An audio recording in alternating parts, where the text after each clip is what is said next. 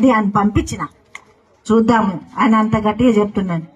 ఆయన 4 సార్లు పోయిండు, చెయ్యి లేపుతున్నాడు, కాలు నడుస్తుంది, మాట గట్టిగా వస్తుంది. అసలు ఇది విచిత్రమే. నేను సంగారెడ్డి హాస్పిటల్ ఎన్నున్నాయి, డాక్టర్లు అంతమంది డాక్టర్ దగ్గరకు పోయినా. హైదరాబాద్ లో సూపర్ స్పెషల్ ఒక సిమెంట్ బ్యాగ్ అంతా మందులు మింగొచ్చున్నాయి. ఎందుకంటే ఇది ఎక్కువ మటుకు ఆడవాళ్ళకే సమస్య. నడువు నొప్పి, మెడ నొప్పి, కాళ్ళు నొప్పులు, నిద్ర రాకపోయినా అన్ని. ఒక ఫ్రాక్చర్ తప్ప మీరే ఆడికి వెళ్ళొచ్చు.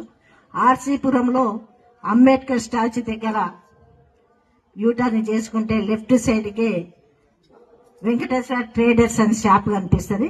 అక్కడ పోయి అడిగితే చెప్పారు. పెద్ద పబ్లిసిటీ కాలే, మరి నేనైతే దేవుడని మొక్కుతున్నా. ఎందుకంటే ఈరోజు నేను శక్తి నాకు ఇచ్చిండు కాబట్టి.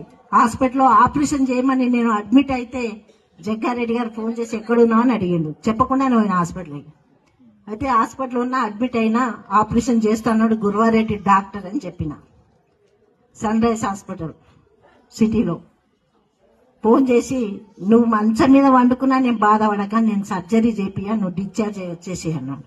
అరే బాధ నాకు తెలుసు కదా. రాత్రేమో మంటలు, పోట్లు, అసలు సూదులతో పొడిచినట్టే మొక్కాళ్ళు అయితే నడవనీకి వస్తలే, ఎర్రగా అయిపోతున్నాయి.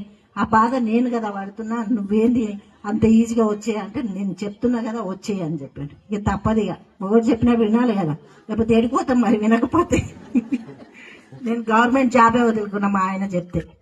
నేను కావాలా జాబ్ కావాలంటే ఏం చేస్తావు, 2 మాటలు, ఆప్షన్ ఇంకోటి లేదు. ఇక నేను కావాలా, గవర్నమెంట్ జాబ్ కావాలా అని చెప్పేసరికి రిజైన్ చేసేసి ఇంటికి వెళ్ళిపోయినా. కాబట్టి ఇది కూడా వచ్చేసినగా. ఇప్పుడు ఏమనిపిస్తుందంటే, అరే జగ్గారెడ్డి చెప్పిన మాట వినకపోతే సర్జరీ చేసుకుంటుంటే ఎప్పుడు కింద కూర్చున్న పరిస్థితి ఉండకుండే, ఎప్పుడు ఏమవుతుందో కూడా సైడ్ ఎఫెక్ట్స్ వస్తుండే.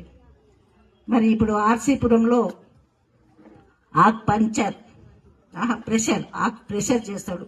నిన్నేం అడగడు, మిమ్మల్ని ఏం అడగడు, ట్యాబ్లెట్ ఇయ్యడు, రిపోర్ట్ అడగడు, ఏం అడగడు, అరికాళ్ళు అడుగుతాడు.